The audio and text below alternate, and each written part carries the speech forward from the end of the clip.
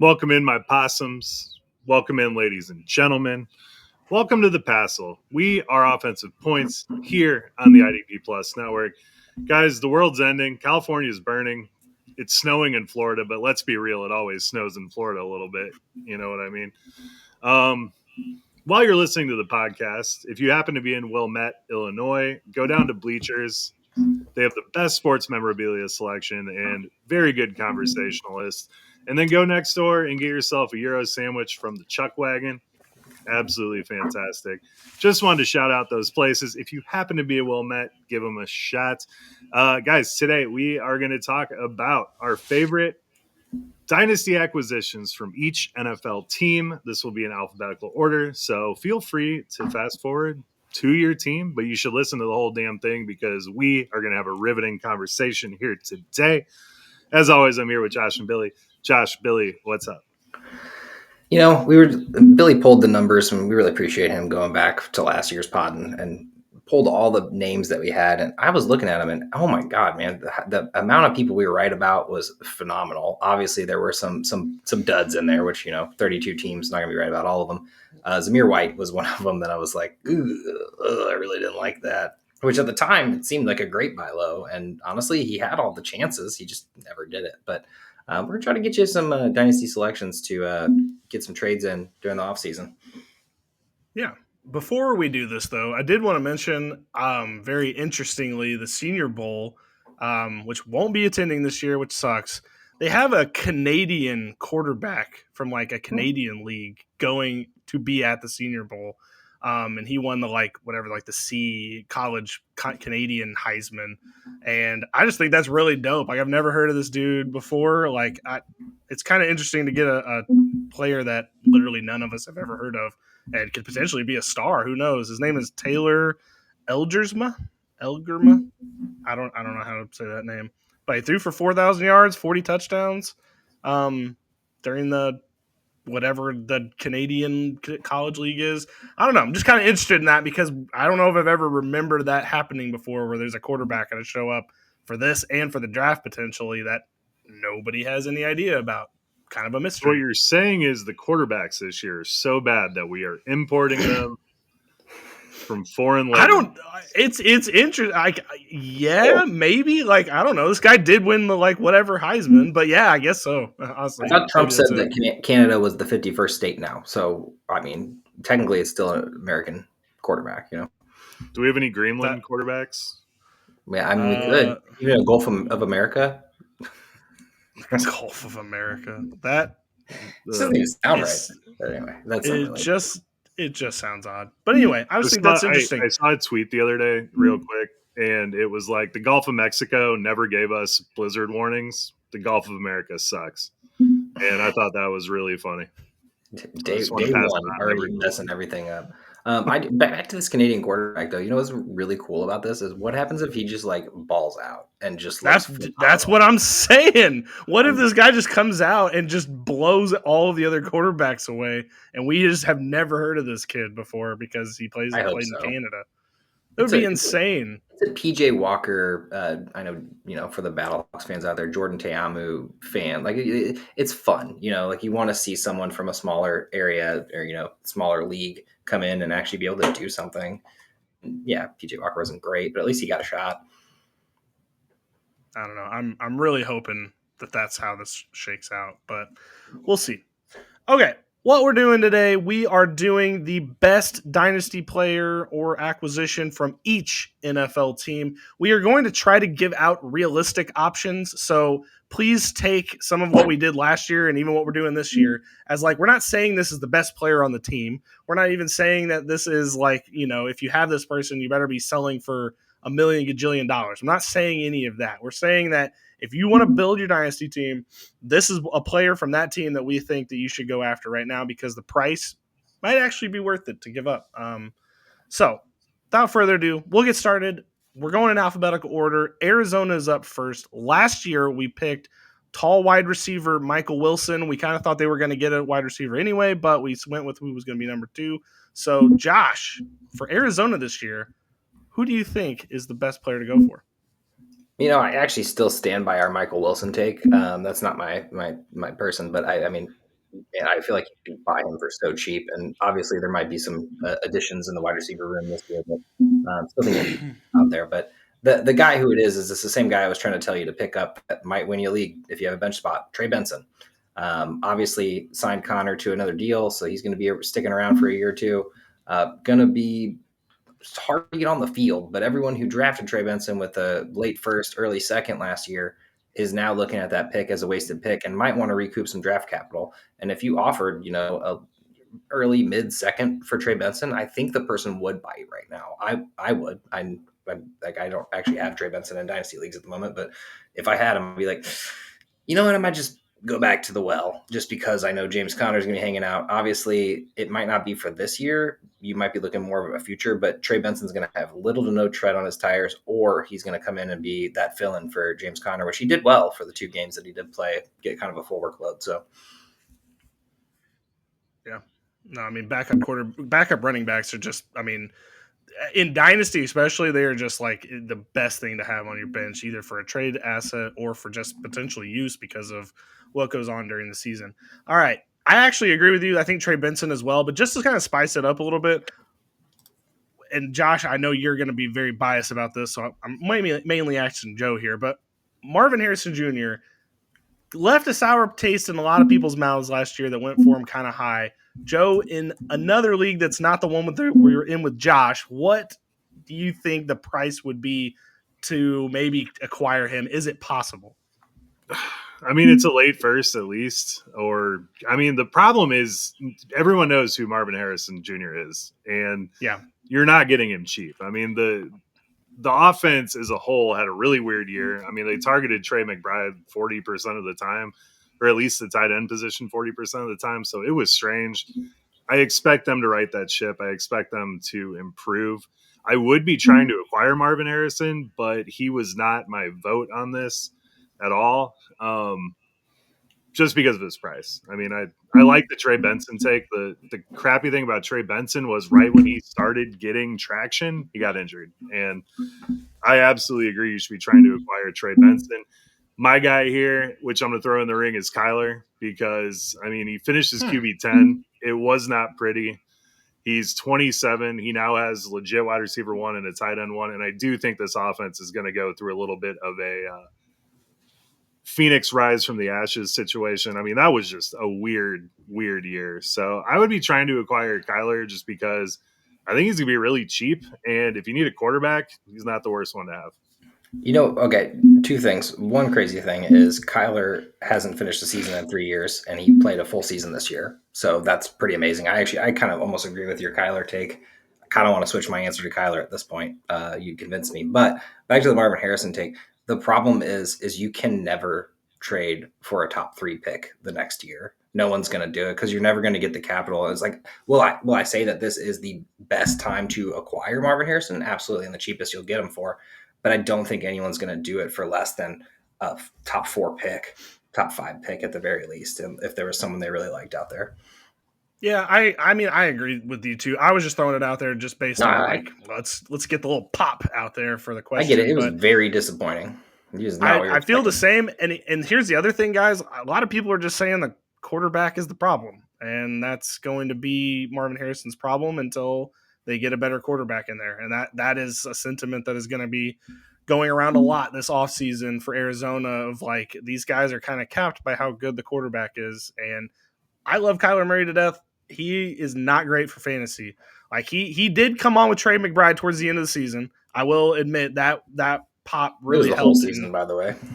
Fair enough, but like it felt like it was more because he didn't get a touchdown until like week 11 or whatever that it really came 17. on towards the end. Okay, well there you go. Exactly. Yeah, I 0 touchdowns. The most wild thing is I had Trey McBride like every fantasy team as my tight end this year, and it was great. I was doing great. I was winning games. I didn't even realize he didn't have a touchdown until week 15 when they said it for the first time. I was like, wait, what? Like, wild. But honestly, the reason I'm switching over to Kyler is because I think of everything you just said, Bill. I think everyone is looking at Kyler as the issue, the problem. Well, he's not going anywhere, at least at the moment. It doesn't seem like it. And even if he does go somewhere, he's going somewhere else. So he's a starting caliber quarterback. Is he the best one out there? Yeah. No, absolutely not. I hope he's not your QB1, but if you can get him as your backup, or if you can get him with a young pair with a young quarterback, Like say you have Drake May, and you're like, wow, I really thought that was going to work out, and it's not. Go get yourself Kyler as a backup or starter. You know what I mean? Like he did finish QB10 for a reason, and Marvin Harrison's got to get better.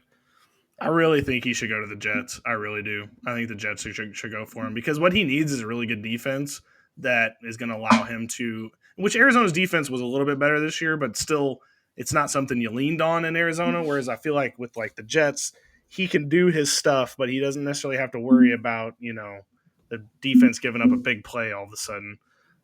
So I think that'd be pretty good. Yeah.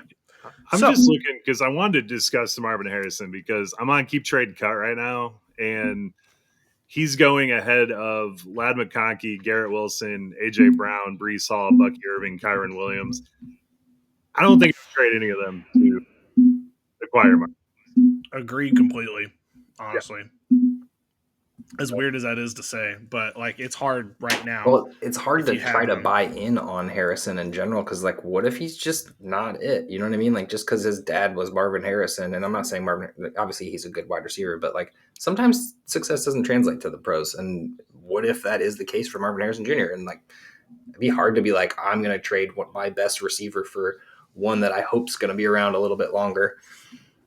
Yeah, I would say wait, especially in the draft, if they take someone in the top 3 rounds, that's going to be, everyone's like, oh no, we got to, that's bad for Marvin Harrison. That's when I would try to trade for Marvin Harrison. When in reality, it's actually good for him. Like we need a number 2 on that team. For sure. All right. On to the next team we have on our list, which is Atlanta. Last year we said to trade for Drake London. He was wide receiver 37. Kind of fucking nailed that, to be honest with you. That was exactly what you should have done. So flipping over the page to this year, Joe, who is the new player in Atlanta that we should be after? New player in Atlanta that we should be after is Tyler Algier. So Bijan played a massive amount of snaps, 870 snaps. Tyler Algier had almost 300. And then Avery Williams and Jason McClellan had 29 combined. So if Bijan gets hurt, he is your starting running back for that team, and they want to run the ball. And on top of that, he's a free agent in 2026. So buy him now before the market completely flips because, there's a lot of good running backs this year. The 2026 free agent class for running backs is ridiculous, but Algier has showed he's a starting running back, and some team's probably going to get him on the cheap, and you got a starting running back. So I'm with you on the Algier. It's not my pick, but I completely agree with you on everything that you said. Because once again, if Bijan does go down, same concept with Trey Benson at that point, like getting the workload right away. So my guy is a fan hated person, and it's Kyle Pitts. And you want to know why you should trade for Kyle Pitts? Because you shouldn't have to pay anything at this point. It's been 3 years of mediocrity, and you know what the thing is? You need 2 tight ends on a team, and tight end 15 on the year. Not the worst thing to have on your team, even if it is the second guy. Now, he did have some really terrible play, and I imagine that this is going to, be just stagnant and not get better. But there still is that hope with that, some people are done with at this point. There is that hope that he actually does play at a high level. I'm not suggesting that. What I'm suggesting is you're getting tight end 15, and he's an athletic guy, and he pretty much plays every single game. I don't think, missed but a few games in his sophomore season. I'm starting out there. Like I personally think if you can acquire him for the right price, like there's nothing wrong with it. Like if you could flip Gesicki or Jonnu or something like that and have a young tight end who's going to be playing for another 5 years and be tight end 10, tight end 12 on the year, there's nothing wrong with that. I'm looking at depth here. Like, sure, Algier's great, but that's hopeful if Bijan gets injured. This is just a guy that you can have on your team as a bench fill-in, or maybe he actually does do something one day. Not saying that he's going to. That's fair. I feel like Pitts is always going to be a decent answer for this. Well, I'm going to complete the trifecta of not agreeing, and I'm actually going to go Michael Penix. I think that you're going to try to acquire him. This might be the only chance to get him for – I'm not saying if somebody's like crazy with the price – let him have him. That's fine. But if somebody's willing to come off of him, I do think Michael Penix presents an interesting buy low opportunity here because if you've got like a quarterback that's aging out, like Matt Stafford, like say you're like holding on to the end of some of these people's career, Michael Penix could be a guy in these next couple of years that comes on and really proves himself and does some good things stats wise. He's got a decent wide receiver core. You got to imagine that's going to get a little bit better. I think Mooney's a free agent, right? No, yes. No, I think Mooney signed a 2-year deal. Okay, well, so I think even with Ray McLeod, or the other guy that they got from Rondale Moore. Arizona, Rondale Moore, I do think that this offense could be good, and I think we saw at the end of the season how he wasn't great, but he was showing something. And I think with a full off season, a full thing with the coaches, full work, that by the beginning of next season, Michael Penix could actually have an offense that's really rolling here. Yeah, well, I agree. I just feel like no one's selling Penix just because it's like, I want to see what happens before I get rid of him. Like that's the problem with Dynasty is when you're trading young guys like that who are just now getting the shot, nobody ever wants to jump off the ship yet. It's different when you see someone like Kyle Pitts who's been floundering for 4 years. But I get what you're saying. Honestly, lowest you're going to get him. It's different with Penix though because he didn't do anything. I mean, he threw for he had 250. He hit that twice, but yeah, but he's the starting quarterback jump going off in. the page. I mean, I think you could acquire. I think you're both right, to be honest with you, Josh. It's like fucking Groundhog's Day with Kyle Pitts here. I actually hated I had Kyle to walk Pitts away when you said it. So, but no, I mean, I think you both are right. I think myself is right too. So you guys can figure out who we're going with. No, what did I say? I mean, time out. What did I say about Kyle Pitts whenever he was in the draft class? This is way too high for a tight end. You cannot draft a tight end here. You don't want to draft a tight end here either.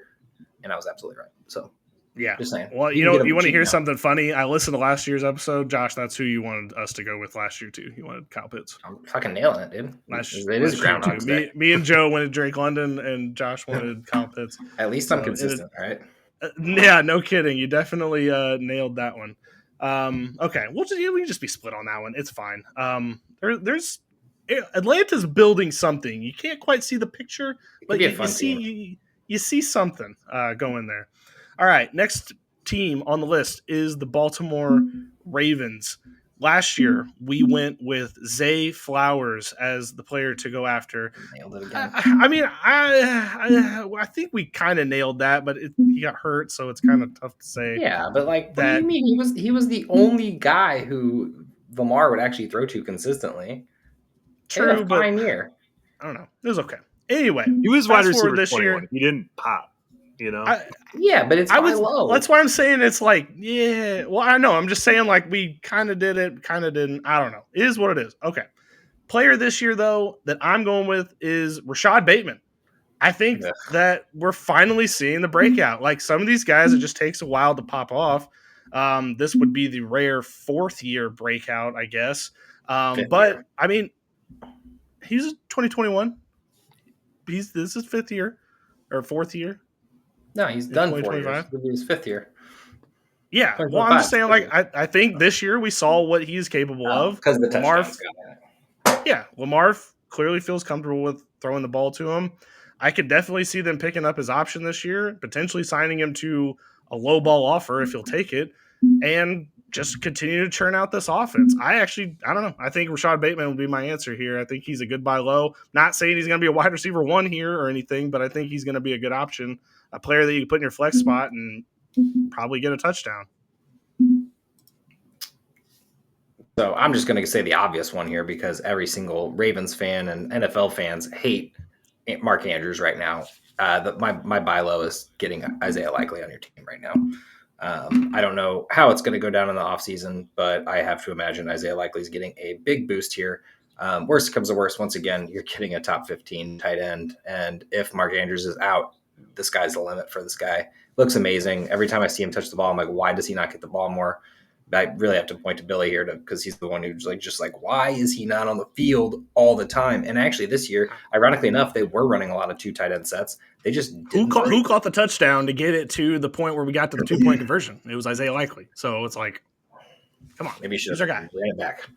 But yeah, no, I just love seeing Likely play. Every time he touches the ball, it's electric, and wish we could see some more. I feel like might not be the most obvious buy low at this point because I feel like people are probably all thinking what I'm thinking right now too. So that was my best choice. Okay, Joe. Yeah, I want to say Likely because Mark Andrews is there for 1 more year. They're not going to cut him. But who knows? I mean, Baltimore's pissed at him, so might not even have him on the team. They're not going to cut him. He's like I know. a Baltimore legend. I was more talking about the fans, but well, yeah, anyway. the fans definitely cut him. Yeah. I wanted to say Keaton Mitchell because I still believe, but I'm going to say Zay Flowers again. I'm going to double down on it. I think, really? Okay. Yeah, Zay Flowers, like I said, finished wide receiver 25. It was kind of a weird year for that whole offense, but I still think like I'm looking at keep trade cut right now because this is kind of what I'm going off of. But like they have Jamison Williams real close to Zay Flowers. I would trade JMO for Zay Flowers off the bat because I would not do that. Well, you're absolutely mistaken because you have a guy who is clearly the wide receiver one on that team. So Jameson I would absolutely be the wide receiver one. No, Amon-Ra St. Brown is awesome, and it's cool that you said that, but it's not true. Ed said he doesn't need to be the wide receiver one. I don't. No, as a wide receiver 2, he played like a wide receiver 2. He did exactly what he was supposed to do, and he missed 3 games if you count the injury. That's fair. Okay. Man, I love Spicy Joe. Yeah, honestly, there's like a lot of players on this team, right, that you could probably acquire. Like, I think Justice Hill, probably go acquire him. He was actually putting out solid numbers this year. I mean, I used him on one of my teams, and because there's a lot of flex spots we had to fill, and he was churning out good points. Tylan Wallace, often forgotten 2021 draft pick from them. Yeah, he popped at times. Confession right there. Well, I mean, you can't have him on taxi squad. He's been there for 4 years, but it's a guy that unless they bolster the wide receiving core, it's another guy that could be a guy there. There's some definitely good things you go after from the Baltimore Ravens. Not going to be fantasy stars, but if you're on a dynasty team that has like a lot of spots, especially, I definitely would look into acquiring these guys.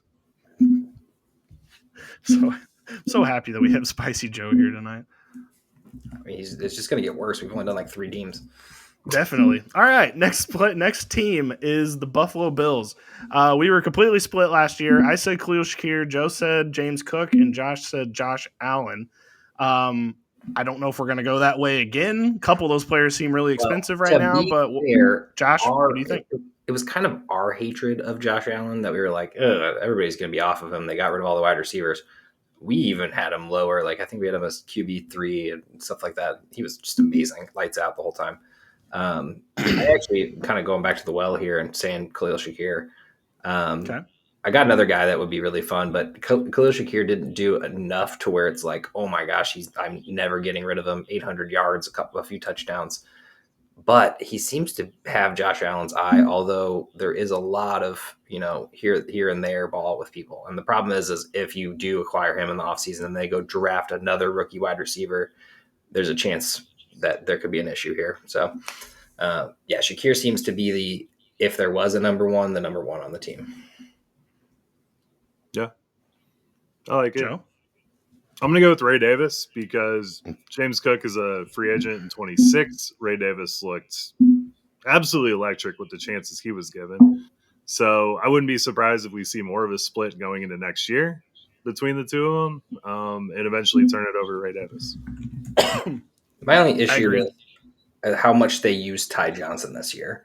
And I don't know if he's there next year, but I saw way too much. No, he's not. But I just feel like I don't know if it was lack of trust with Ray Davis or if it was just they really liked Ty Johnson. And Ty Johnson looked fine when he got the ball. It was just like every time I saw him get the ball, I'm like, why is Ray Davis not getting it? So, but yeah, no, I do. You can only pray that Joe Brady goes to like Jacksonville, and then we can focus on 1 or 2 players instead of everyone on the team.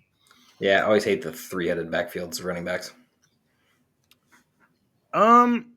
I'm leaning more Shakir than I am Ray Davis. I like Ray Davis, but he is on the Leonardo DiCaprio situation. He's going to be 26 in the middle of next season. Wow! So I already hate that we're getting a potential breakout running back at 26. It's kind of nerve wracking. Well, it'll be 27 by the time we actually get there. So that makes me a smidge nervous, but I like Ray Davis a lot, and he's definitely got the receiving back chops. I think they're just going to ditch Ty Johnson, move Ray Davis into that role, which I would have never expected, by the way. Like, he was kind of bowling ball-ish but I never really thought that. But yeah, I'm going back to the Khalil Shakir train. I still think he's attainable, even though he clearly showed that he is the one there. I can't imagine that Keon Coleman's not going to get more, and I definitely can't see them not adding another wide receiver in this draft. Why they got Amari Cooper, I don't know at all. Is anybody confused at why Amari Cooper's on this team? Because I kind of am. I'm glad you brought up Amari Cooper though, because is he the answer here? If you're in a title run, honestly, might be. I mean, maybe not with Buffalo, but whoever he goes to next, maybe. Well, no, I think he's on Buffalo. I think they took on his contract, and it just they might with Buffalo. I don't know. Yeah, couldn't say that's a good idea. Buffalo's just a wacky team because this shouldn't work, but they're in the AFC Championship. Actually, another comparison here is all the hate that happens to Jalen Hurts that he can't throw, blah blah blah. He only threw for 150 yards. Josh Allen and him had the exact same stats throughout the game, and it's just really funny to me that oh well, Josh Allen's fine because we know he can do it. It's he didn't though, and he's actually thrown for quite few yards in the postseason. Yeah, I just like the way the Eagles are playing is not the way that the rest of the teams are playing. So I don't even care about Philly's stats at this point because they're playing a whole different football game than the rest of us, which is fun and good for them. It's just it's tough to compare because it's the stats aren't going to match up, but there's definitely levels to this, and they're both on the same level. Okay, yeah, let's move on. Is it time? What? No, we're on the Carolina. We're on the Carolina Panthers. Lots of C's. The Bears. No, we're not at the Bears quite yet. We're on the Carolina Panthers. I've already lost track. I think it's Joe's turn. Joe. Actually, I'll take this one. You can take Chicago. Okay. Carolina Panthers. I'm right back. We went with Bryce Young last year. I'm right back the same spot. I think it's Bryce Young again. I do think if you have Bryce Young, you're probably interesting. But I still think you should go after him. I think this is a good spot in this transition year of quarterbacks that maybe grab him because I think there could be a few startable games next season because the NFC South sucks and they're not just going to get better overnight. I 100% agree about Bryce Young. I was calling it all year. I was like, why not? He's doing fine. And then that resurgence he had at the end was just amazing. The team sucks, but they have to go and acquire offensive linemen and a wide receiver, I imagine, in free agency and in the draft. So they're going to bolster up this offense because they saw what Bryce can do. And honestly, I'm calling it right now. This looks very much like what Sam Darnold did last year. I think Bryce does next year. Not the 14 wins, but the stats-wise. He's going to put up some numbers. And I don't know who they're throwing to. Maybe it's T. Higgins. Maybe it's a big free agent signing. Maybe it's a rookie. But this team's going to get better, and they're going to build around Bryce because they saw he can sling the ball, and they need to sell jerseys and tickets and everything else. So, yeah, you're right. It's Bryce. I'm going to laugh my ass off when it doesn't work next year, though. But, I mean, some other guys, just to throw it out there, JT Sanders would be a good guy to try to go by. Yeah. Jonathan Brooks. Essentially, Brooks is a project for your team. If your team's Brooks is a project, but if you got an IR spot, throw him on the IR spot. He's probably going to be deep. I can't imagine going after any of the wide receivers at this point because we assume they add someone. But no, I like Bryce. I feel like Leggett showed some signs. It wasn't pretty. Obviously, 300, 400. He almost had 500 yards. That's not great. And I feel like the person who drafted him in the second, third round is kind of yeah, sure, whatever, man. I'll take a second or third round. I'll go back to the well. And you get a guy who has a season under his belt, who's built a rapport with his quarterback, who's going to go through training camp again with his quarterback. So, there is something there. There's going to be a long-term connection there, hopefully. Obviously, it's not there yet, and it's not elite, but I feel like Leggett is actually a decent answer if you were going to go after a wide receiver of the team. No, absolutely. But Jatavian. The other thing Bryce did was run this at the end of the season, and that's something we did not see before. So, yeah, Bryce is your pick here. Well, it's kind of weird because that was what Dave Canales did with Baker last season. So it was kind of why are you not just doing what you did with Baker? You're doing it in Carolina. Just do both. And it finally looked like it clicked towards the end of the season. I guess it just Took a while for maybe Bryce to trust it. I don't know, but it started to work. The games got fun. It was fun to watch Carolina for a change. All right. Chuba sustainable? No, absolutely Chuba's not. not now. Not this You year. don't think so? I mean, don't you think can he is get him, now. But it's going to be a pretty penny to be buying Chuba. If I had Chuba, as weird as this sounds, and I can't wait until we do rankings, by the way, but Right. like he's a top 10 back to me probably. Like I really is. think that, and like if I had him, I'm definitely not selling for anything reasonable. But that's you. That's you. I mean, that's fair. Knows that he's going to be a top 10, top 12 back next year. I'm saying that's true. The guy in your league that's like, oh, the Panthers suck. Who the hell is this Chuba guy? You know, he had a good season. I mean, you make a good point, Joe. Sustainable. I just feel like most dynasty players would probably be thinking to keep him, but it would be I an just interesting. don't think he has the name value. Well, you have keep trade cut up. What is he going around in that? Because like I do think like I'm interested to see where the space is right now. Again, this will be interesting when we do our rankings. The weird thing about Chuba is he runs like he would be a pass catching running back, but he never catches any passes. So he like ends up being that like bulldozer. He's what Najee Harris should be, and he's like way smaller. Yeah. Okay, Chuba is going around a mid first, Jaden Reed, Christian McCaffrey, David Montgomery, Justin Herbert. What is Jaden Reed doing in there? Oh, dude, everyone loves Jaden Reed. Are you kidding Talk about me? an imposter. I mean, I like Jaden Reed too, but like, what is he doing around that area? That's crazy. Jaden Reed gets 4 targets a game. It's not really his fault. At the beginning of the season, no, but what is he doing with Christian McCaffrey? Who are those other people? Chuba? Like, I would much rather have David Montgomery.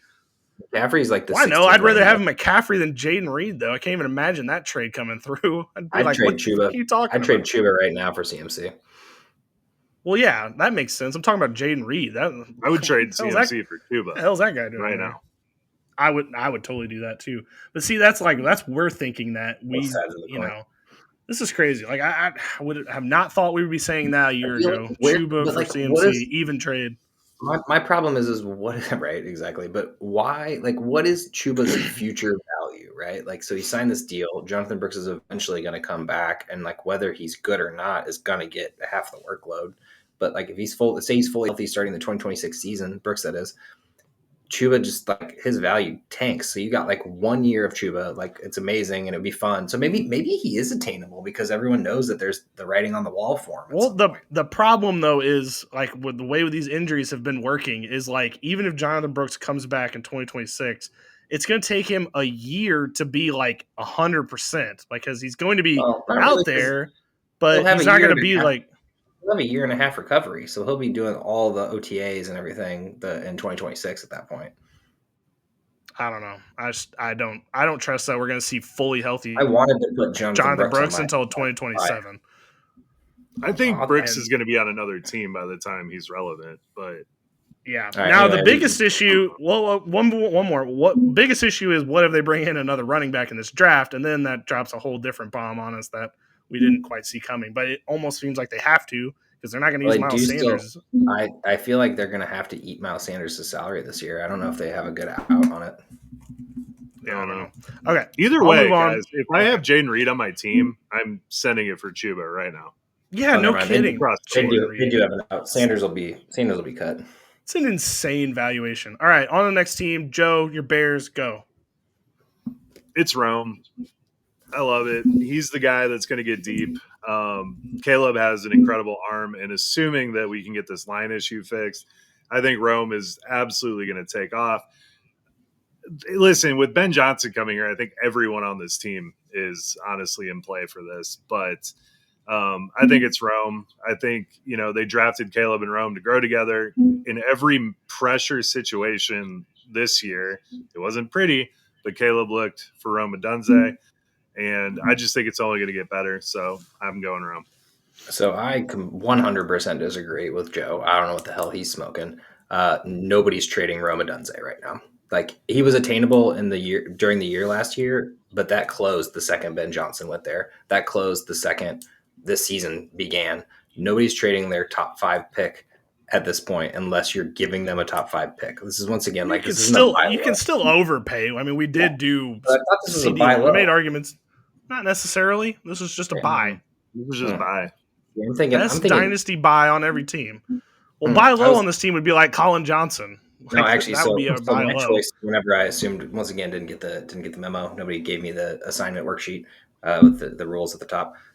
My buy low, which was what I thought we were doing, was DeAndre Swift, because the man is one of the most hated guys in football, because everyone assumes he's going to be a top 10 running back, and he's not. He's a top 20 running back, which is fine, and it'd be a great addition for your team.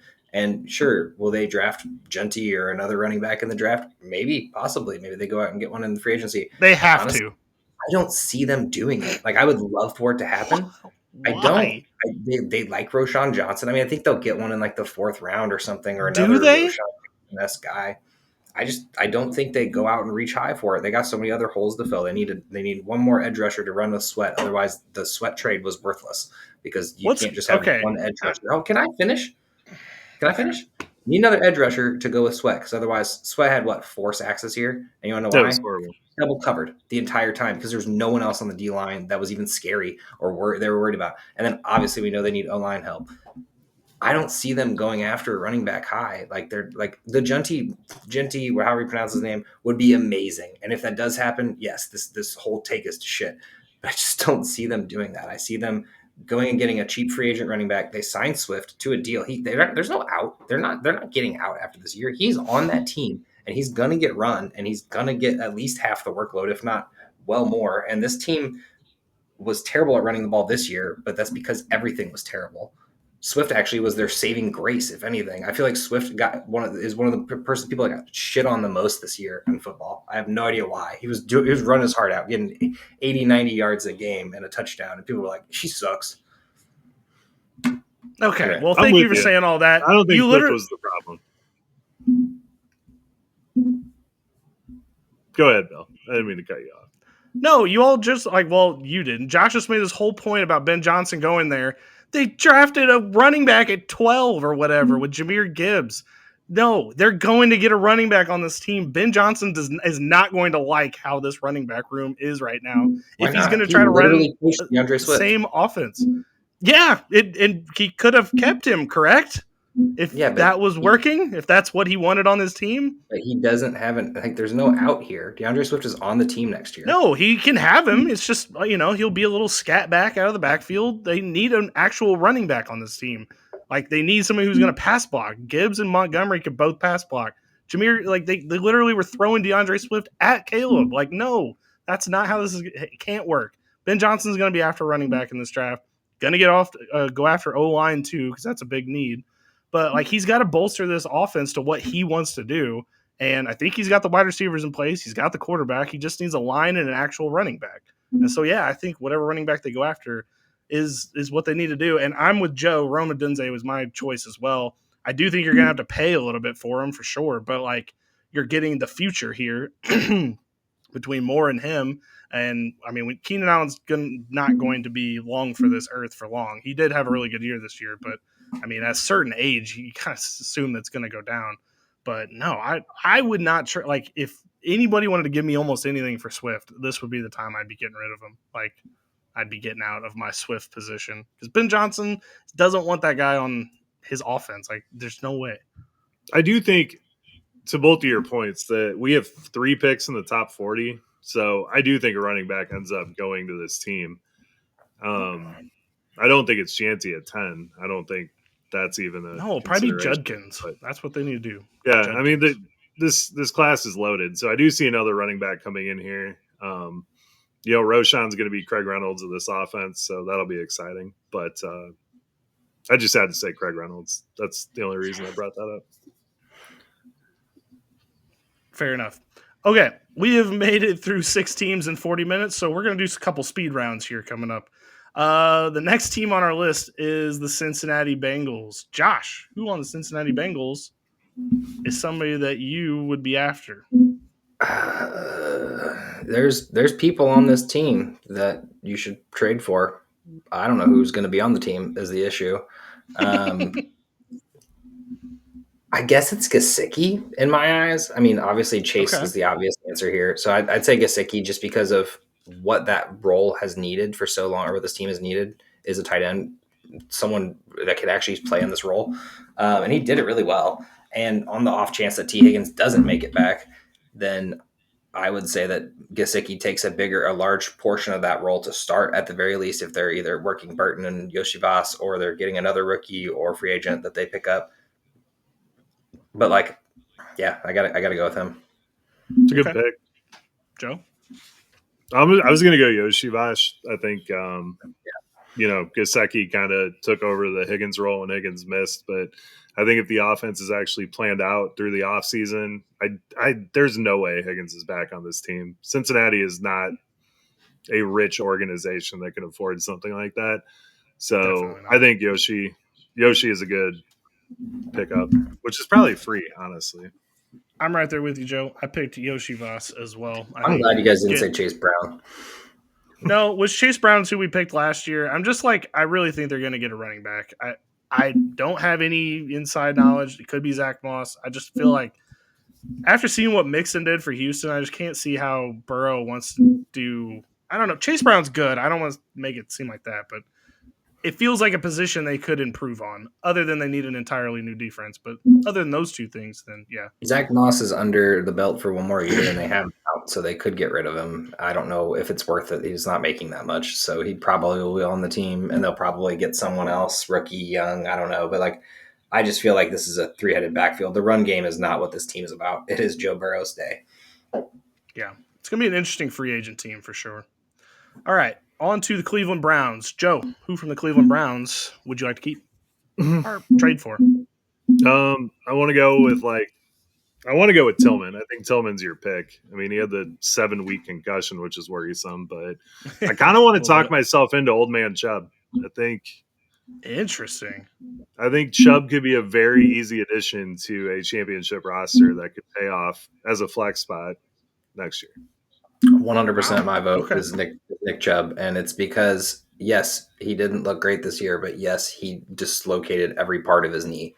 And the fact that he even played pretty early on, too, and was able to come back and actually have a couple of good games here and there. Like, you could actually start Nick Chubb. I never thought that was even an option. Yeah, he fell off at the end, trailed off. I think did he get injured? I don't know what happened. I guess he got re-injured. That whole team just blew up, man. You can't take what anyone did on that team. It was kind of a disaster there at the end. I just feel like whether he's on this team or another, I feel like it's one of those like Kareem Hunt situations like this year with KC, like where he goes to a team where maybe he's not even signed, maybe he gets signed, maybe he's just not used, and then all of a sudden he gets a chance, and it's like, oh wow, he's still really good. Like he's just had a bad injury. Something tells me he's going to the Chiefs. I don't know. Just have a weird. It's very weird vibe. Sick, I did say that they're going to draft a running back. I don't know if I said it on the air, but I do believe they're going to draft a running back. But if not, Nick Chubb seems like the perfect fill-in. I could totally see them adding him into that. Joe, I had the same thought as you, Cedric Tillman. The 7-week concussion does bother me as well. But we're going to assume that it was a lost season and they just didn't want him to get out there and get further hurt. So my pick would be Cedric Tillman as well. I think he would be a good addition. I'm not going to lie. Sorry, I didn't mean to interrupt. I kind of forgot Cedric Tillman was only drafted a couple years ago. For some reason, I thought he was drafted 6 years ago because he didn't do anything his rookie year. So like, I just was like, oh yeah, dude, you know what it is for me? I keep thinking he's Colin Johnson. Like I get those two for some reason in my brain really confused. Colin Johnson is on the Joe's Bears and Cedric Tillman is on the Browns, and I get those two confused. And Colin Johnson was drafted long time ago, but that's what happens to me. All right, moving right along. We are on to the Dallas Cowboys. Kind of tough with this team right now because I'm not even sure who is going to be there. So I'm going to take my safe choice, and I'm picking Jake Ferguson. That's who I said last year. Last year for this team, we were split. CD, Pollard, and Dak wash all the way around, I feel like, because nobody's trading for CD. So I'm picking Jake Ferguson. I think picking up a solid tight end, I know for sure he's going to be there, and I know for sure Dak likes him. So let's get these injuries out of the way now, and then I think that's my pick. I don't know who said Dak the first time, but I'm going back to the well with Dak. That was you. That was you. It was me? yeah. I picked CD. Joe said Pollard, and you said Dak. Well, so that didn't work out, but he did get injured, so it wasn't really his fault. I mean, he didn't look great, but he was a fantasy relevant quarterback, and he always will be. And the thing is after his bad injury, the ankle injury, he came back and was quarterback 8 on the year. And the reason I'm picking Dak this year is because they're going to go get Junty or one of the big running backs. They're going to go get a wide receiver. They're going to make Dallas Cowboys great again, okay? I don't know who else they're going to get. I'm sorry, I had to do it. But for real though, Jerry Jones was embarrassed this year. He's going to be watching 2 NFC East teams play in the NFC Championship. Neither one are his. He needs something real quick before Washington overtakes the other two, because there's always 2 good teams in the NFC East. And if he's not one of them, he's going to be really mad. So they're going to go out and make a bunch of splashy moves, get this offense roaring again. And I assume Dak's going to be there to do it. His contract's ridiculous. So, yeah, you're both right. I'm going to go Dak just because I think he is easier to attain than Ferguson at this point, because everyone just kind of hates Dak Prescott. So, and there's kind of an influx of talent at QB right now. So you could make some moves there. Which team do you think regrets the big contract the most from this offseason? The Cowboys with Dak, the Jaguars with Trevor Lawrence, or Scotty Miami Lawrence, right? with Tua? At least every quarterback has done something. Tua almost threw Tyreek Hill for 2,000 yards and had this historic run, 11-1 or 11 wins in a row. The Cowboys are the Cowboys, and they were, CeeDee Lambing around, took over the NFC East at the last minute. And then the Jaguars have done absolutely nothing. Show me a person who has less accolades than Trevor Lawrence, and I'll show you only one of those 3 to win a playoff game. Trevor Lawrence. Are the Falcons an option? No, Joe, because I thought that was too easy. I wasn't even add them in because obviously that was a huge regret. That was a short contract too. So, but yeah, for a big long term thing, they're tied to Lawrence now, and I don't know. I've never seen him look happy on the field. I don't. He's like Jalen Hurts, but at least Jalen Hurts is good and winning games. If that was just Trevor Lawrence's personality, I just feel like he's always just bummed out because their team's losing, and it's just sad for them. How about Trent Baalke getting canned because he missed every head coach that was worth a damn in this? Yeah, no, that's tough that they couldn't get. But at the same time, the GM's skating on thin ice. Who wants to go work there? You're probably going to get fired. No, I don't want to work. That team's talented as hell, though. I'd go. Well, we'll get to them. We'll get to them shortly. All right, on to the Denver Broncos. Last year we said Javonte Williams, which on paper was the right call. But this year, whole new playbook. Josh, who do you think we're trading for from the Denver Broncos? I don't know if I said Javonte, I probably did. But the resurgence of Marvin Mims was super exciting. That was actually my trade target in the offseason. I got him in a couple different leagues. He was throw-ins for a lot of people. Nobody really wants Marvin Mims because it's just he's just a kick returner or whatever. But to see him go out there and get long touchdowns, 2 touchdowns, 100-yard games, eight catches in a game, he looked really good. I mean, finished off the season with 4 touchdowns in 2 games. So I'm hoping that this translates to the future. Troy Franklin, I mean, they kind of have their wide receiver core locked up, so I don't see them going after a big coveted wide receiver in the offseason. They got a lot of other holes that they can fill. But, they'll probably add one. But with Marvin Mims, Troy Franklin, Cortland Sutton, or replace Troy Franklin because I feel like he's done absolutely nothing. I think Mims is really cheap and has a really high ceiling. I love these kind of guys. The Jameson Williams is that I go after, and the Deshaun Jackson days, and just looking for that next home run threat who can also do other things as well. And it's not just a one-dimensional player. Okay. It's a good call. Give me Javonte. I'm doubling and tripling and quadrupling down. I can't quit it. Javonte Williams is a free agent. He's not coming back to Denver, and he is, at the time of this recording, free. You cannot – everyone's off Javonte. You throw some picks out there, throw a third, fourth. See if you can get Javonte on your team. He gets signed at the right spot. Boom. You have a good run. He still is a good running back. Denver has been a train wreck for 2 years, 3 years at this point. He was injured, and then, they couldn't even get the run game going this year at all. So Javante's still there. He's a very solid running back. Go get him. You know what would be a good spot for Javante is Carolina. Yeah. They have a guy that can get them to Brooks coming back, and he went to school in North Carolina, so we kind of already have the luxury of having a few fans there. So doesn't bode well for Joe's take, but I like your style. No, but I don't know. It's a good call. From free to RB2 backup, I'd take it. So my pick is actually Audric Estime.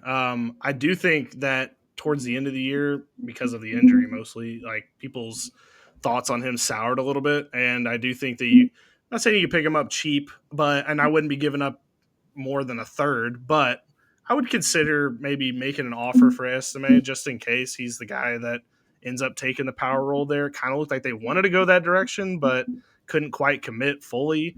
I do think they need a wide receiver on this team, though. Devon Vele was absolute dog trash. They really liked him for a while, though. Yeah, until he looked like absolute trash in that playoff game, and that just made me remember, okay, they need a wide receiver. Like, they have Sutton. Mims is good. Troy Franklin was good for one long touchdown, and then they need another guy, like another dude they can trust. I don't know how they're going to get that, but they'll figure that out. Yeah, we're all split here. A lot of potential there. Yeah, Denver is just an odd team overall, I feel like, to say the least. All right, on to the Detroit Lions. Joe, who from the Detroit Lions do you think is attainable right now? Nobody.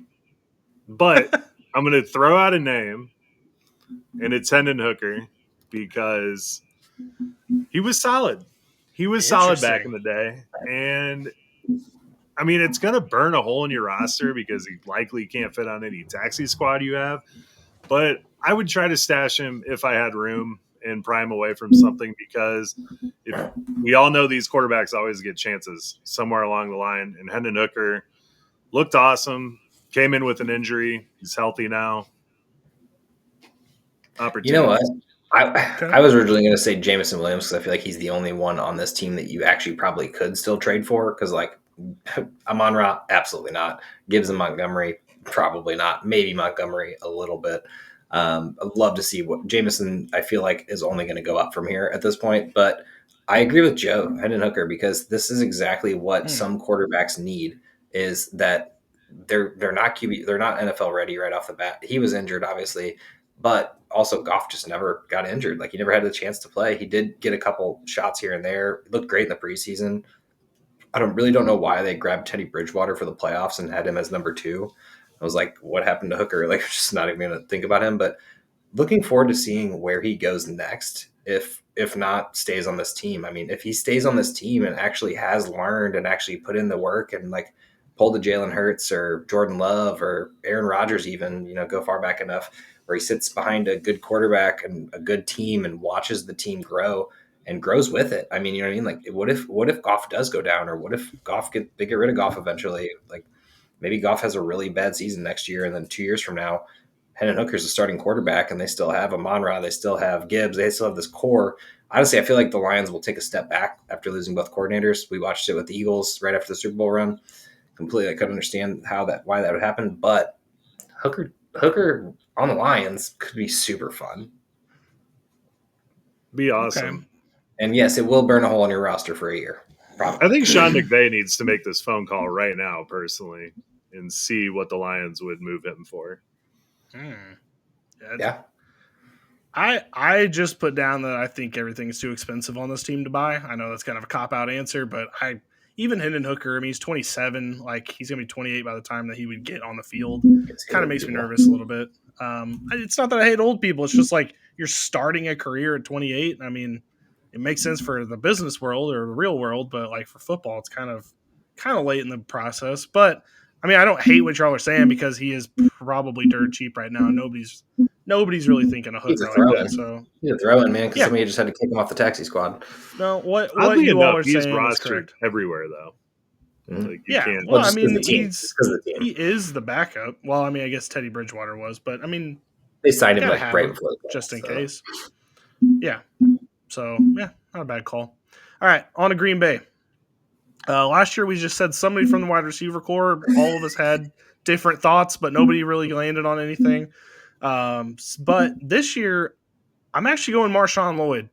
I think that this year probably soured the person that that drafted Marshawn Lloyd. And although he's not going to be relevant next year because Josh Jacobs is still there, I do think he's going to get some more run now that he's actually going to be healthy and not have medical emergencies and all sorts of crazy shit happen to him in his rookie season. That now we're finally going to get him in the ball game, get him active. And I think that by the time that they get rid of Josh Jacobs, which is probably in 2026, that he will be good to go. Okay, I thought we were going to do the some people are saying thing again. Nope, nobody's saying. Just looking down the road. Yeah, this is almost Detroit Lions. Like the Packers are in a weirder spot. It's almost like Detroit Lions-esque. Like you're not able to buy anyone. People love Christian Watson. Who love people Christian Watson. People love Jordan Reed. People love Jordan Love. I think the most attainable one is Jordan Love at the moment, and that's the only person other than Josh Jacobs I want on the team. Josh Jacobs is clearly not attainable. He's still young. He's still amazing. I mean, youngish, I should say. Sorry, not in Joe's eyes. But I feel like Jordan Love, once again, as we've talked about throughout the offseason and regular season, is Jordan Love's the only person I want on this team other than Josh Jacobs because he does spread the ball around to everyone. Like even Tucker Kraft, who was having a really good season, really didn't get like a full workload all the time. It was hit or miss. Romeo Doubs had big weeks. Christian Watson had his 3 games that he played a full game on. Jordan Reed obviously did his thing, and then Wicks. I still don't know why people like him. I'm over him. That was such a weird thing. I started him one week. Done. Never again. He's the only one that like it feels like if there's a big play that happens, it feels like it's Wicks. I don't know why. It just feels like that's what happens. It was Dubs last year. Now it's Wicks. It is literally the answer. He literally had to shoot one single game over 11 points, and then 3 other games above double digits. Like I just meant like one big play. No, like I know. There's like one catch for 25 yards, and that's the. I did have 5 touchdowns. That's the Wicks story. Yeah, I don't know, but everybody is Dontavian Wicks. I'm just kidding. I almost talked myself into Romeo Doubs. It's Marshawn Lloyd. It's Marshawn Lloyd. I love the Jordan Love take, Josh. I do think you're right about that, but I do think it's Marshawn Lloyd. He's a good football player, and we saw it, and he's going to get a chance this year. He's not going to take over for Josh Jacobs, but 60-40 split, give me some Marshawn Lloyd. Oh, calm down. I don't think it's going to be 60-40, but I do think that, weirdly, 75. Just go along with your guys' take. For some weird reason, Josh Jacobs would only get first half rushes. Like he'd get like 15 carries in the first half, and then they'd split it between all the rest of the backs in the back. And then it'd be like a 3-headed dog monster at the end of the game, no matter how, if they were winning, losing, tied. Like it was so weird. I don't understand it. You think it'd be the opposite, save them for the end or, split it up. I don't know. Weird. I would just assume the Packers that's don't make a Marshawn lot of Lloyd sense. next year. Because Yeah. Emmanuel Wilson and Chris Brooks are not as good as Marshawn Lloyd. So second half, Marshawn Lloyd. And then old ass AJ Dillon, even though he's not that old, but it feels like he is. He's not going to be doing anything. Yeah. Okay. On to Houston. Josh, you said Stroud. I said Tank Dell. Joe said Dameon Pierce. Who on the Houston Texans would you be after, Josh? Dude, I fucking love Dameon Pierce. I think he's a free agent this year, though. This year, I think it's Dell. I think this is the one time you'll ever be able to buy Tank Dell. He's not going to be ready for the season. He's probably going to have, if not miss all of it, he's going to miss a lot of it. And I think this is the one time you can buy him and sell him for something in that ballpark where, wide receiver 2, 1,000-yard receiver type guy. It's hard to say go buy someone who's injured, but I feel like this is like the only time you can get Tank Dell. Stroud obviously loves him. I don't think he's going anywhere for this team. He literally cried and bawled like a baby, which not saying anything against it. It was amazing to see that kind of love for his teammate and friend. So no, Tank Dell is my buy. Okay. It's a good one. I don't really know, man. I guess I would go Diggs. Because I don't think Diggs is done. I know the rehab is going to be an interesting thing to keep an eye on at his age, but we know what Stephon Diggs is, and even if he's 80% of that next year, he's a solid flex play. That's fair. I'm with Josh. I think Tank Dell. I think this is the cheapest you're going to get him. He's really injured, but I do think when he comes back, this team's going to be able to use him. And when he is healthy and out there, like, he is a problem to deal with. He's a game changer. He's just so unlucky. I mean, Yeah. second Will year in he a row ever where be healthy and out team. there? Real quick, Well, if his own team wouldn't start shooting him in the legs, basically, like, yeah. Real quick, if Tank Dell or Diggs even, but more likely Tank Dell, if Tank Dell was there, do they beat the Chiefs? Refs aside. Probably. I think if they have Diggs, Dell, and Collins, like, I that was think one of they the beat best the games Chiefs. of the playoffs this year. I mean, it was an intense game all around. They had a comeback chance, and it was literally the only thing they could do is get Nico, and they kind of forgot about him. Like they hit him as much as he could, but like double coverage pretty much all around. Nico's so good, probably by do. the way. Like, I have fun watching him. He is like the poster child for like the year 3 breakout guy, like where you had him on your team, you never thought it was going to happen, and then all of a sudden he's that. And He is 100% my favorite non-Eagles wide receiver in the NFL. yeah, I enjoy watching him play football. He makes it look really easy. Okay, on to the Indianapolis Colts. Last year we went with Michael Pittman. Pretty good take. Wow. Pittman. Joe, you're sticking with Pittman. All right, another Pittman. year of Pittman. Mine would be Josh Downs. I'm a big fan of him. I think that he seems to be Anthony Richardson's favorite wide receiver. And I did see that Anthony Richardson is working with the guy who fixed Josh Allen, which is interesting. Does intrigue me quite a bit because he needs quite a bit of fixing. So I think it'd be Josh Downs. I think he's going to be the guy going forward. And Anthony Richardson's only 24, so this is pretty interesting to see if they can actually get him fixed. I'm not buying in on this pass game because, number one, I don't know if Anthony Richardson will ever play football again after his back's been broken. Just kidding. That's obviously dramatic. But he's not good. Like I think it's time we finally had the conversation. He's not that good, and he's had really bad years. He was mostly healthy for this year, missed a few games here and there, and still looked bad. Yes, he can throw a deep ball every once in a while, and yes, it's usually to Josh. The problem is you could say I go draft Josh Downs or go pick Josh Downs or go trade for him, and then he'll throw a touchdown to Alec Pierce, and then one day he fucking hates Michael Pittman, but one day he'll throw to Michael Pittman a couple times. Michael Pittman is 100% not the guy. You know who the guy is? I don't know who it is at the moment. Maybe it's Trey Sermon. It's whoever's backing up Jonathan Taylor, because that role is the most valuable thing on that team. More valuable than the quarterback and more valuable than the 4 or 5 wide receivers they have on the team.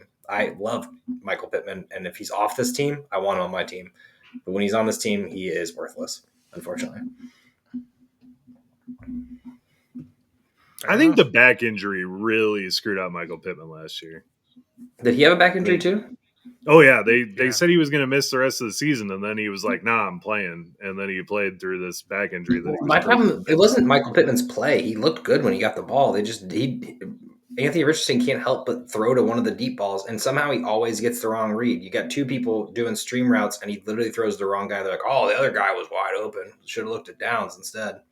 Yeah, it was definitely not pretty, but Michael Pittman is a legit wide receiver 1 on any other team in the NFL with a competent 100%. Quarterback. So if he's healthy and we do see Anthony Richardson do something, or something crazy happens, they talked about trading for Justin Fields, who knows?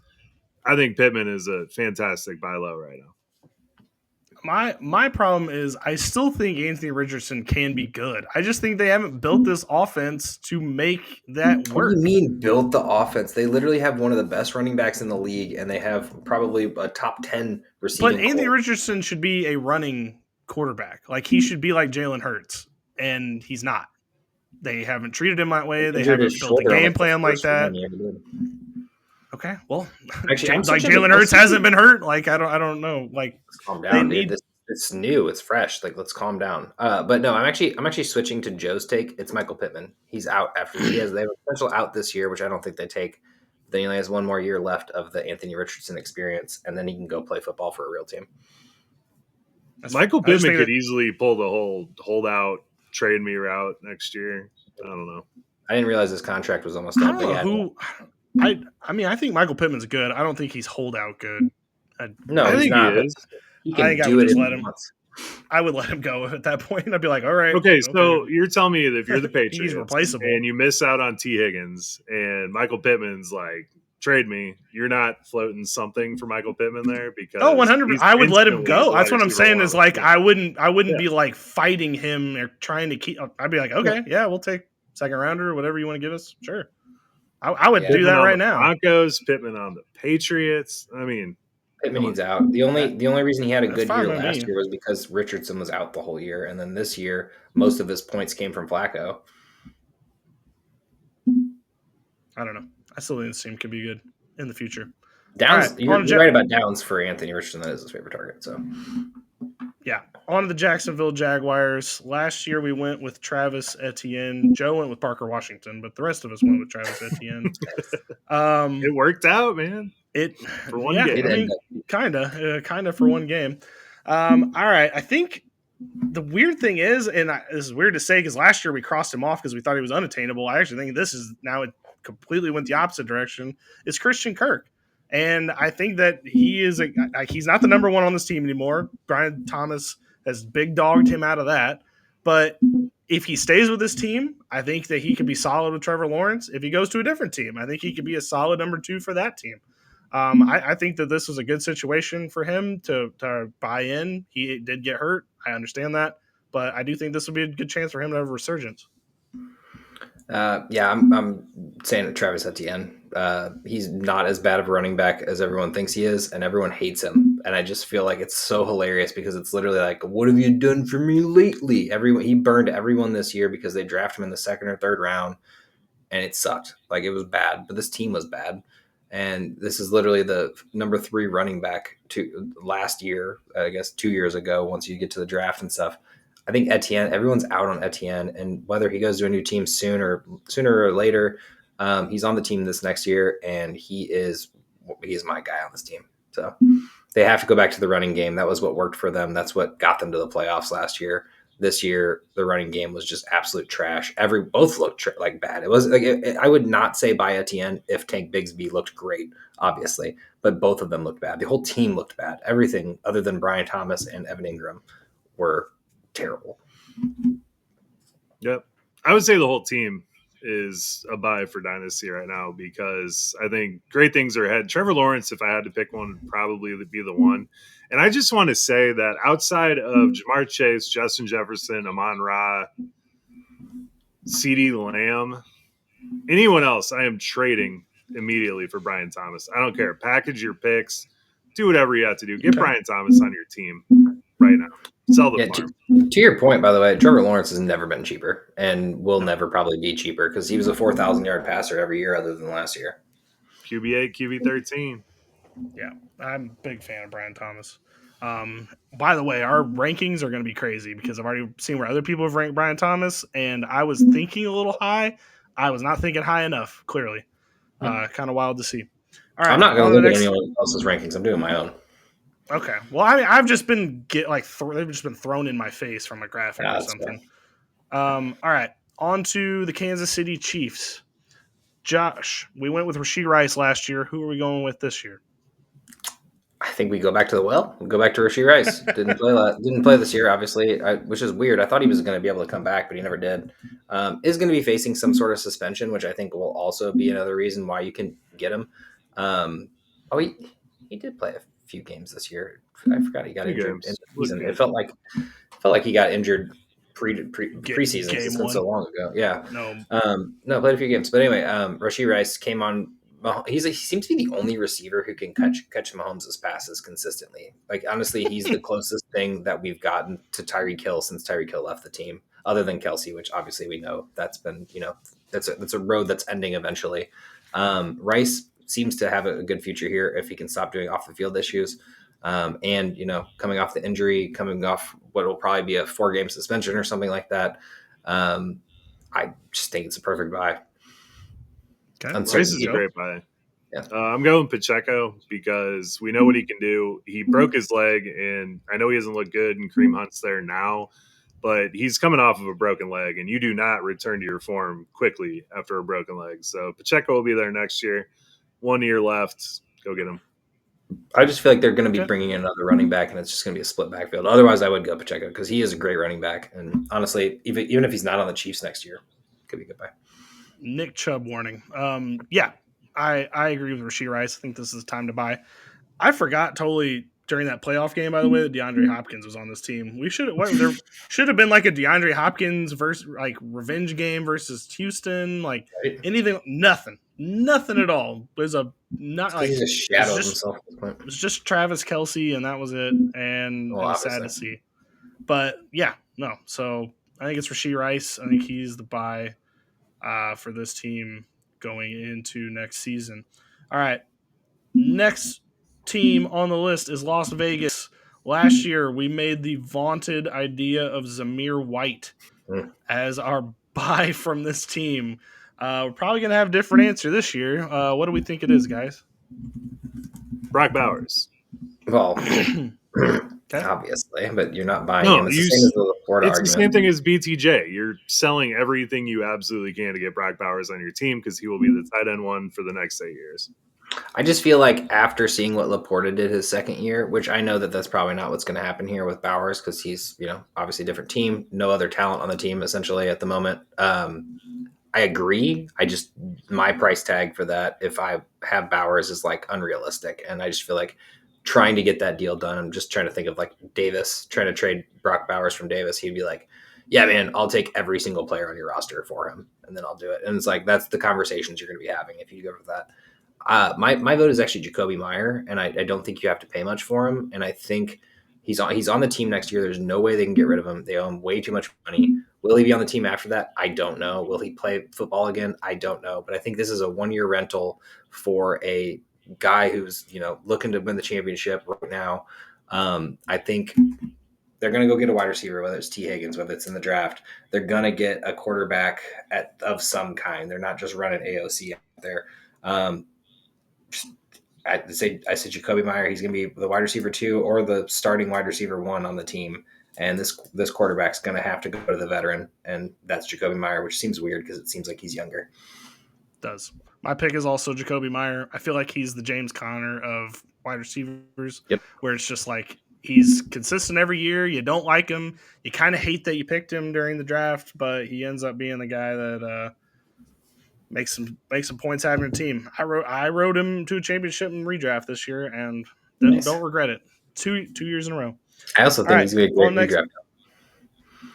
I agree again. I think we should keep going to that well, apparently. All right, on to the Los Angeles Chargers.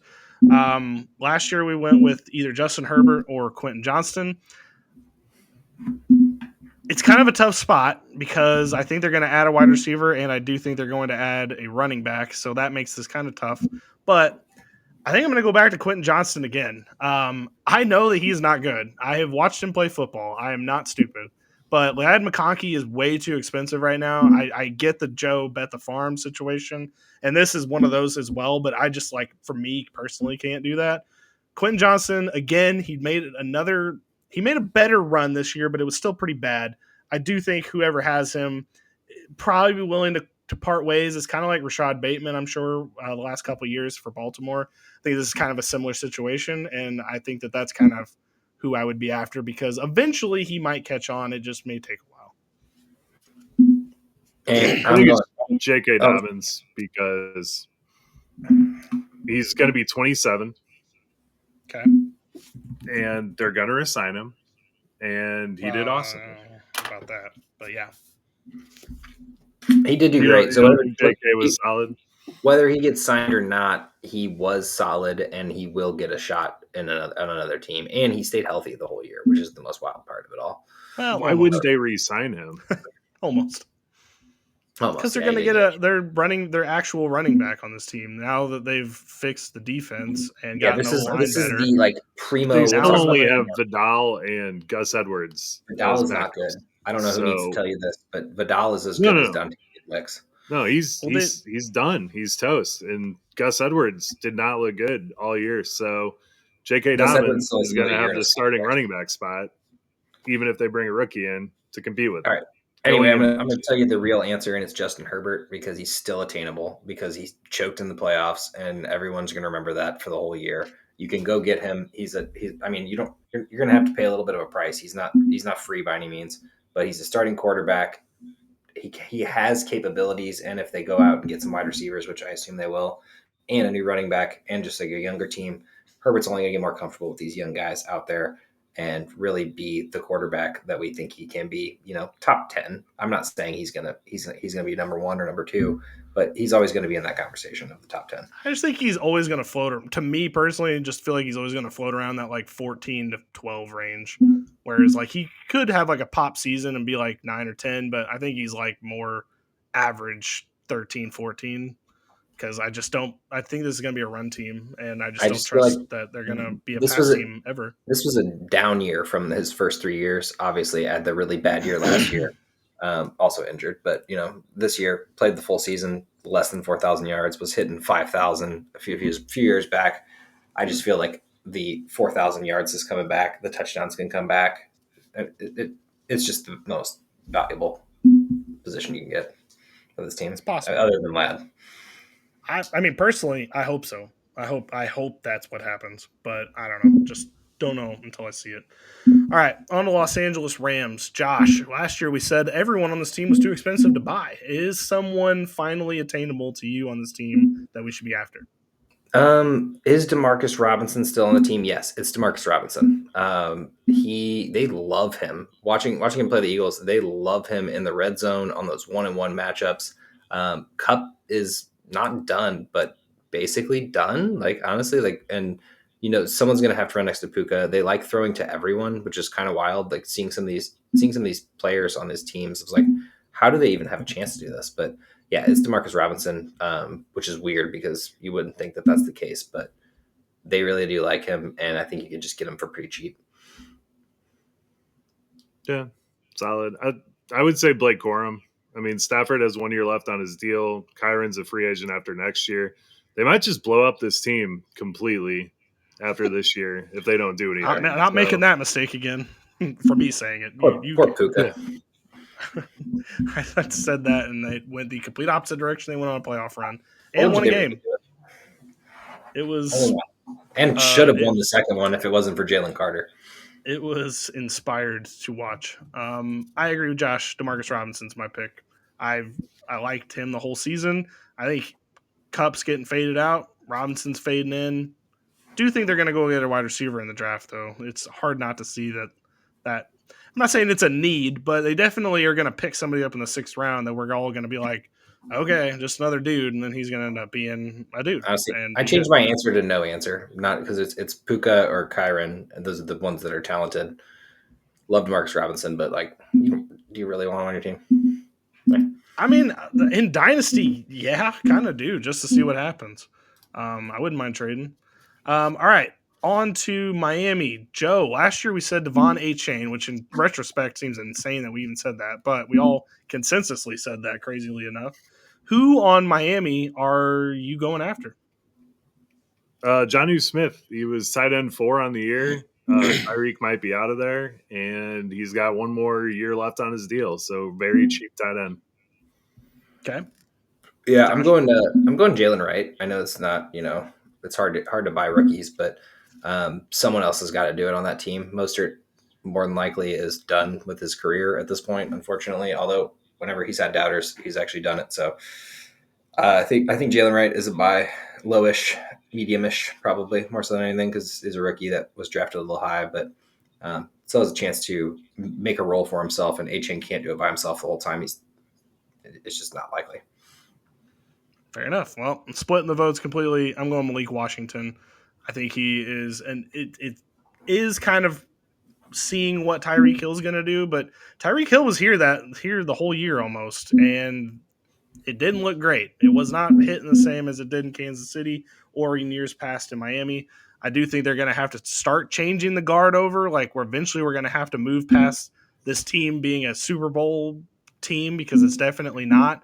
And I think we're going to have to get some new blood in there. And I think Malik Washington would be a perfect answer for that in the slot role. He's a guy that I would be attempting to at least ask about in this offseason just to see what the price check is. Interested to see what they do in the draft, by the way, because I don't like this team needs defense, probably maybe O line as well. Kind of interesting to see what they do at the talent positions to see if they make any moves there, because I don't know why they would, but hard to say they won't. They're going to draft another running back. Feels that and way, re-sign doesn't it? Mostert. It's fair enough. I just see it happen. Okay, on to Minnesota, which, funnily enough, we said TJ Hawkinson after week 5 of this past season was what we said we came to a consensus on. I do think there's some interesting people to go after on this team. Definitely wouldn't be after running backs, me personally. I actually think I'd be after Jalen Naylor. I'm interested to see what his price is right now. Joe, I know I'm asking you again for the keep trade cut. I would be very interested to see where he is in that list, because I'm sure it's like way down there. And I mean, as a wide receiver 3, you really could do worse, because if it's not Jefferson, it's not Addison. I do think Jalen Naylor presents a guy that can add up some stats, at least in the regular season. Yeah. I don't think you can buy anyone from this team. It's too niche. You got Justin Jefferson, no one's trading. You got Addison, no one's trading after last season. Although Addison, you could make the argument that Addison should be the trade, because who knows if JJ McCarthy's going to throw to him like that, but more than likely not trading him. JJ McCarthy would be like the check-in, like can you get him kind of situation. But yeah, Hawkinson, Jefferson, Addison are pretty much off the table in my opinion for anyone who has them. Yeah. I mean, it would have been McCarthy, but Sam Darnold's implosion actually drove his price right back up. Yeah. So Jalen Naylor is actually going – he's less valuable than John Mechie, Jermaine that's mean. That's super mean. Jalen Tolbert, Jordan Whittington, Roman Wilson. See, like, I don't know if I trust that. I mean, I'm not going to say I would definitely start Jalen Naylor, but to have him on the bench just in case anybody got hurt, like, I don't know. Yeah. I'm interested. I'm not going to lie. I'm probably going to start scoping out some teams after we get off this podcast, because I'd love to see if somebody would give me Jalen Naylor and what the price would be for him. I'd just make a move for Aaron Jones if we're talking about the Vikings. Okay. I think interesting. Everyone's waiting for this man's career to end, and he's still got juice. It was a weird year for him. He fumbled a lot, but he still put up points, and he's still very useful. He played a full season, like 20 carries a game season. Like, he actually did fine without the fumbles. Yeah, this is the year I'm buying all the old running backs. Proud of you. I love that. Yeah. Joe making a weird, like a late career resurgence here. I like it. Into the old running back game. Fun to see. All right, next team, New England Patriots. It's Ramondre Stevenson, and there's nobody else on this team that you're wanting to buy. Like, I mean, it's Stevenson. The team was bad. It wasn't his fault. He's a good running back. He's locked up on this team.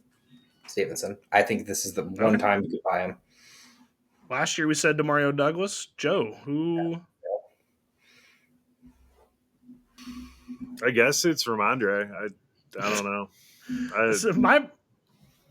As a person who has Ramondre, it does scare me to death. Like, I know he just signed a contract and everything, and I just don't know if I trust it. Like, still don't know if I trust it, because it felt like every time last season that they would go down, he would just be out of the game, like just gone for the rest of the game as soon as they went down. That scares me. Like, what are we doing? Like, he can't get in there just for a couple of snaps. To elaborate on this, Drake May can throw the ball and will throw the ball to actual wide receivers. They're going to go get at least 2 in this draft and or in free agency. I have this pegged for my T. Higgins landing spot if he doesn't stay in Cincy. They're going to go get 1 veteran, hopefully a good one, and a good rookie as well. Get Drake Mall to sling that ball, because he was looking great with the 6 wide receivers that all sucked on that team, who were all wide receiver 4s. I liked their wide receiver core. I thought they could make something work. Never happened. Not buying any of those wide receivers. I would like to buy Drake May. I just don't think the price tag is ever going to fit what you're getting out of that.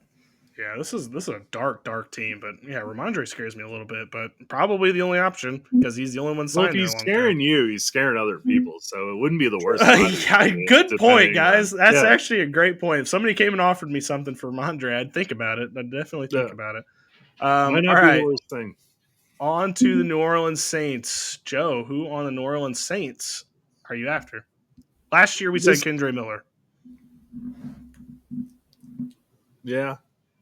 I don't know. Chris Olave, I think, has to be the answer for me here. It's kind of the Ramondre situation. People are scared. I mean, Chris Olave's got some bad concussions in his career. Derek Carr, I don't think, is ever going to get over this hospital ball thing that he's been doing. So I don't know. I think Chris Olave is attainable, and this is probably going to be the only time. I don't think Chris Olave is attainable, unfortunately. I would like for him to be. I do think he's attainable. I think he is think now. I would be scared if I had him. You couldn't last year, but it is kind of the Tua situation where you're, like everybody would sell Tua last year. I think it's that way this year. My answer would probably be Olave as well, but even buying him, like I would be nervous to give up something of great value, like not great value, good value, because you have to pay too much for him is the problem. Feels like the snap, like one snap, it could be over, and again for the whole season. I don't know. It does make me nervous, but now would be the time to buy. I think you could kick the tires on him. I would kick the tires for sure. Yeah, so I'm actually going back to the well and going Kendre Miller. I know Kamara's still there, and he's still playing at relatively high level. I mean, he missed some games.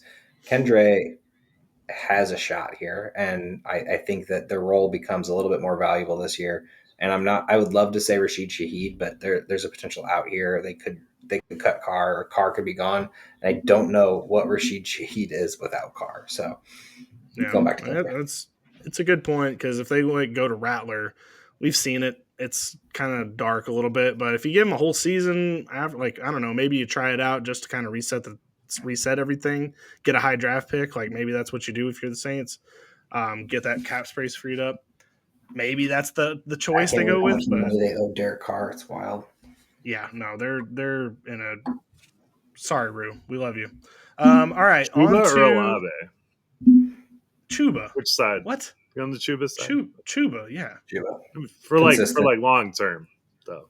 Yeah, long term. Okay. Olave could be over. He could trip and fall down tomorrow, and that'd be over. Like, I don't know. Soft hands. Yeah, very soft.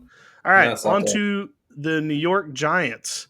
I'm just gonna keep it quick. I think it's Tyrone Tracy, and I would do it after the draft, because I bet they draft a running back. Everybody's gonna be like, "That's the guy." It's Tyrone Tracy still. It's still gonna be Tyrone Tracy. So wait until after the draft. Because they're going to draft somebody. Wait until after the draft. They're in that. It's going to be a fool's gold situation. Tyrone Tracy's the guy. I'm with you, Bill, and everyone's gonna be looking at these like fancy football magazines that hit the shelves in August and be like, "Well, he only had 800 yards last year," and it's gonna be like, it didn't look like 800, and also he didn't get the starting job till week 5, and I don't even think it was then. He got the starting job way later. So, no, he looked amazing, and honestly, the fact that he could even run the ball on this atrocious team was amazing to see. And yeah, I'm with Tracy.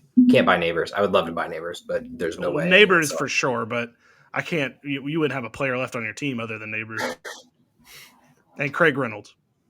Yeah, Tyrone Tracy's a great answer. I'm going to go a little different and go Wandale, because I think whatever rookie comes in here, he is a colossal safety blanket for whoever that is going to be. I kind of like the offensive core this team has on there. I just see Wandale being that PPR diamond on this team, and no one likes him. You don't like when Wandale's on your team. No, people do not like Wandale Robinson. You're right with that. But if you're getting 10 catches for 42 yards, that's 14 points. So take it. It's true. True stuff. Last year we said Jalen Hyatt, by the way. Woof. That honestly, I think that was the only answer given, because I think Josh abstained. Joe, I think me and you just kind of were like, Jalen Hyatt, I don't know. Like, I think we kind of just gritted teeth said that. Dark times. But over to darker times, the New York Jets. Last year, we did not even give an answer, because we said Garrett Wilson and Brees were too expensive. There's no way to even bother trading for them. Josh, this year, has that changed? Not really, but I do think because this team's going to implode in the offseason, there's a chance that Brees comes available for a price tag that is still expensive, but not too expensive for what he is. I mean, this man can be a top 5 running back. We've seen it. And when the whole Aaron Rodgers saga, he takes over the offseason because he loves to do that. I feel like that's like his favorite thing. Like, I don't even think he likes playing football. I think he just likes being the center of attention, being on newspapers and whatever. I don't know if they do newspapers anymore, but but I think Brees there might be a window. There's going to be a small window where you can attain Brees Hall in Dynasty. And I think that you have to jump on it right when you see all the craziness and you look at that Brees Hall manager and you go, hey man, I got Kyron Williams, would you want him? Like, I mean, I don't know. Like, what do you do? Like, I don't know what that trade would look like, but you look at another team that's about to implode and be like, oh, well, Kyron's still the only guy there. Corum didn't do anything. I don't know. That's my play. Interesting. Joe? Man, I want to say Isaiah Davis because I really like the way that kid looked, but I'm going back to the old guy. Well, I'm going to go Devontae Adams. I think this is about the time where everyone, is like, oh, he's toast. He's done. I mean, he was awesome at the end of the season. Like, legit wide receiver 1, fantasy points, real life points. He was phenomenal. No signs of slowing down. Give me Devontae Adams. Honestly, when he got to the Jets, literally, I can't even say 3 bad games. He had 4 games under 10, and they were all 8s and 9s. And then everything else, 20s, 25, 40. Like, I don't understand why the hate of Devontae actually happened, because unless you were in half-point PPR, then I understand. But in PPR, he was fine. Like, I mean, I want more from Devontae for sure when I'm playing him. But when I get 9 points out of a wide receiver, I'm not that mad. I'm just kind of like, oof. I mean, he's going to be 33 or almost 33 going into next year, but I mean, he showed 0 signs of slowing down. So I don't hate that, and honestly, he's probably onto a Super Bowl contender as well. Probably so. My pick, I'm just going to keep it brief, is Malachi Corley. I think they drafted him in the 2nd round last year. Even though the GM and coach are gone, I do think that they're going to have to figure out if they'd have something there, if they're going to try to figure out if this offense was going to work. I don't think they're going to bring back Alan Lazard, and I think you could put Corley in that spot and just see what you have. If they don't bring Devontae back, Adams, then you definitely have room to play with there. Trying to get him mixed in and see what you got. My answer would be Malachi Corley. I think you could probably get him cheap right now. I do like Corley. All right. On to the not the Pittsburgh Steelers. On to the Philadelphia Eagles. Josh, I just went to you. Well, we're going to go back to you. Who do you think it is on the Philadelphia Eagles right now? So I'm going to actually dig deep here. So the Eagles do this weird thing where they like prime the next tight end, and it's Grant Calcaterra. He filled in really nicely for Goddard whenever he was out, and honestly was doing better than Goddard was doing in those few games, getting 10s, 8s. This team is a 2 wide receiver core. I don't know if there's ever going to be a 3rd wide receiver as long as AJ Brown and Devontae Smith are still on the team. Obviously, you can't get Saquon. You could probably trade for AJ or Devontae and convince them that there's some rift or whatever the news keeps trying to preach to you. But yeah, I think it's you're buying low on like someone who could come into some greatness in the future. And personally, I just think that this team's gonna be intact for the next 2 years. Devontae, AJ, unless there's a Terrell Owens situation where he's doing sit-ups outside his front lawn. So you're gonna have these 3 that you just basically can't touch. Jalen Hurts you could probably buy, but honestly, I don't know if you want to in the Saquon-led offense at this point. So I think it's Grant Calcaterra. You buy the next tight end. Goddard's there for another year or so, but I think Calcaterra comes into his own, and who knows what kind of team this is going to be by the time Calcaterra is the starting tight end. True. Joe? It's a fantastic pick. I didn't even think about Calcaterra. That was my bag. So that's a good one. I chose Kenneth Gainwell. He's a free agent. He's 26 years old. I really like the way he runs. No tread on the tires. No, I just want to paint the picture for you here. The New Orleans Saints cannot afford free agents. They're not going to invest in running back highly. They're going to sign someone like Kenneth Gainwell to come in and back up Alvin Kamara. I like Kendre Miller, but I think that Kenneth Gainwell could find himself in a situation similar to that and actually have good fantasy value going into next season.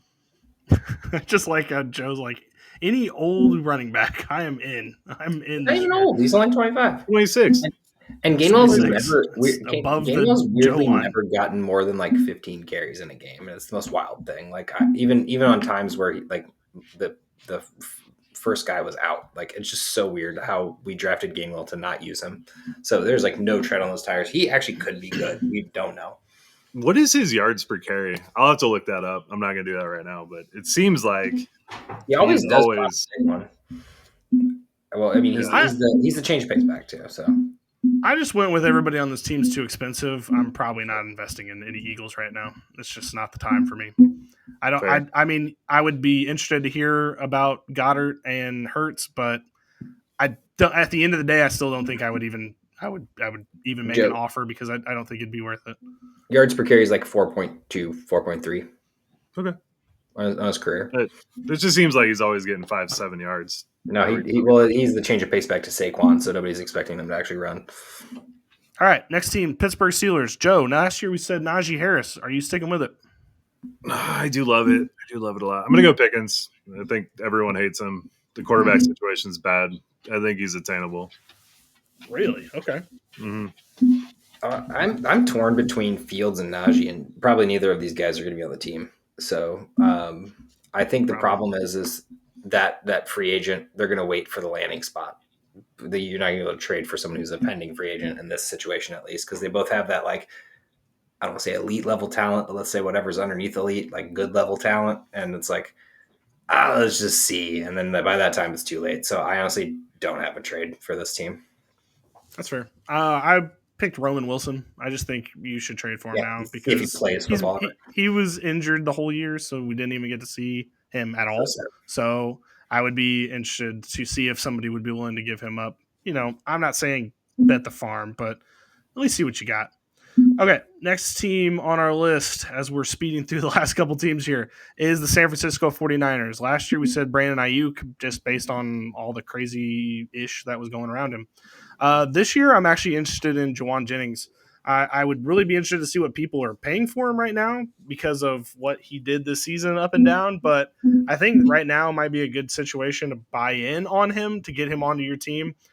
Just based on what we saw that he could do this season. And I do think even if they bring back Debo and have Brandon Ayuk there and Kittle and Christian McCaffrey, I get it. The mouths, a lot of feed story. I do think I'm interested to see what Juwan Jennings can do in this offense because I don't believe in Ricky Parasol. I actually like Pearsall. I would put him as my buy if I didn't have George Kittle. Everyone hates George Kittle. Every single year in redraft, he's like the sixth quarter or tight end off the board. He's basically free, and this man plays so hard. Like literally top 5 the last 3 years in tight ends. Like it's just so wild to me that everyone hates him so much. I don't know if the manager who owns him would actually feel that way, but I personally feel like that is the guy who is just hated on this team. This team kind of imploded, obviously, after McCaffrey went down, actually well before that. But no, I guess, I don't know, whatever. But yeah, no, Kittle's my guy. I think you can attain him for, you got to give him a tight end because more than likely they don't have two. But I think you can get Kittle and you can he's like lumped in with Kelsey. Like he's this old guy and he's only 31 years old. Like, I mean, he is older, but this man doesn't look like he skips workouts. So George Kittle. Most hated player on the Niners, except for Kittle McCaffrey. is the beast. I'm going to go with one I think is fairly obvious, but Brock Purdy. He was quarterback 6 last year, 14 this year. Was not a pretty season. Anyone who watched the 49ers was like, damn, they really did implode this year. So I think Brock Purdy is a pretty solid buy right now, and people are off him. One could argue Shanahan sabotaged him so they don't have to pay him a huge contract. One could say. People are saying. Yeah, so on to the Seattle Seahawks in the NFC West. Last year we said Ken Walker. Josh, we keeping Ken Walker or no? I mean, I do like Ken Walker, but I don't think you can really buy him at this point. I guess you probably could. It was weird to see Charbonnet actually do well.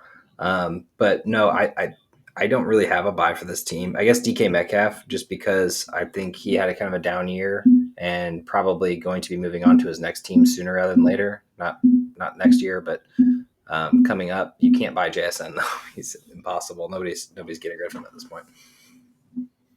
Yeah. Zach Charbonnet is my answer. This is my favorite buy this offseason. Kenneth Walker's a free agent next year. He's not coming back to this team. Too injured, too mediocre. Zach Charbonnet did exactly what he did coming in there. So it's going to be Charbonnet's backfield before long. And it's just so easy to buy him right now. Never mind. Walker is attainable. Joe just said he's too mediocre, and he had a great season other than the injury. He's pretty good. It's just not. It's not what they need him to be. Like I don't know if I'd say mediocre.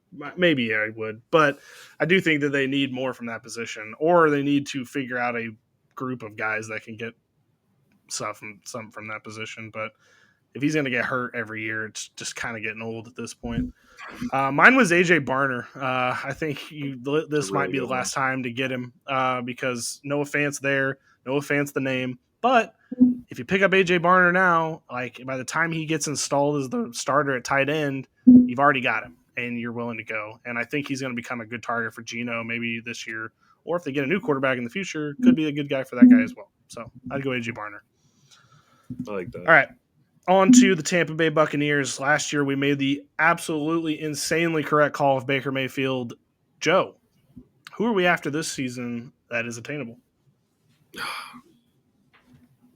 Godwin's the easy answer. I'm going to go Rachaad White, though. I think Bucky Irving's busted out. So you went with last year, by the way, Joe. Me and Josh said Baker. You said Rachaad White. Yeah, I got a thing. So Rachaad White, he's not great, but he's serviceable. And it's Bucky's job. I'm not saying he's going to get the job back, but he could absolutely go somewhere else and make some noise. And everyone hates this guy right now. Also 26. I'm pretty sure he's still on the team, by the way. And yeah, you really are going for the oldies. I'm going he's there the this opposite. year. No, that's what I'm saying. He's there. No, I'm saying he's there this year. And like, honestly, they do like him and I hate it. And I think that's the same argument for why I'm going complete opposite. And I think you try to go buy Bucky because this kid's really good and he's something special. And I think you're getting, I feel like what you see at the end of the day, the stat wise, like, yeah, he was running back 13. Like, yeah, that's good, but, Rachaad White's still there. And, the team, Godwin might not be there. Evans might not be there, whatever, it's Bucky Irving. This is the future of this organization. I think you pay for it too, unfortunately. I have Bucky at 19 in my rankings for next year, by the way. Wow. Love that. Love that too. It's pretty close to what I would think. All right. My answer should be zero surprise to anyone on this podcast. I am picking Jalen McMillan. I think that if you have Baker, hold on to dear life because I think you've got a guy. Liam Cohen already said he turned down the Jacksonville job. He's going to stay there long term as the OC. Love that for Baker because he was absolutely killing it this year. I like Jalen McMillan quite a bit. I know he's going to be the third behind Godwin and Evans, but I think we finally have found a good, solid number 3 that Baker can actually trust. Not the Jarretts and the Ryan Millers and the Sterling Shepherds and Trey Palmer. All those guys are in the dust. This is the Jalen McMillan show now. We know Mike Evans or Chris Godwin's going to get hurt. One of the two always happens every season, sadly. And Jalen McMillan's going to be there to pick up all of the crumbs left in his wake. So Jalen McMillan's my buy. And I think you're going to get him cheap now. Or Cleveland Browns. One, too. That would be nice. Okay, 2 teams left. Next team we have is the Tennessee Titans. Last year we went Tajay Spears. It wasn't a bad call. It just was kind of weird. I'm going to be really weird, guys. I think it's Nick Westbrook-Akine because I think because of everybody is going to be completely off of him because they think this year was a fluke.